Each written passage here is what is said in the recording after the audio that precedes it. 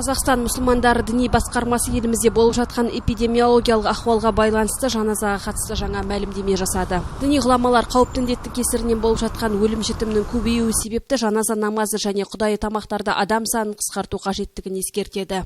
Имамдар намазға бір ғана діни қызметкердің қатысып, тек отбасы мен жақын тумаларының қатысуына, жерлеу рәсіміне тек 30 кісіден артық жиналмауға кеңес береді. Сондай-ақ қызулап немесе жөтеліп тұрған кісі намазға мүлдем қатыспау керек. Асқа келген әрбір адам медициналық бетперде мен қолғап киіп келуі міндеттеледі.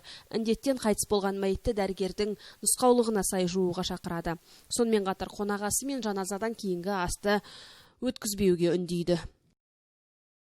Алла Тағала қасиетті Құранда өз-өздеріңді өз қолдарыңмен қауіп-қатерге салмаңдар деп ескертеді. Өз өміріміз бен денсаулығымыз Алла Тағаланың бізге берген аманат.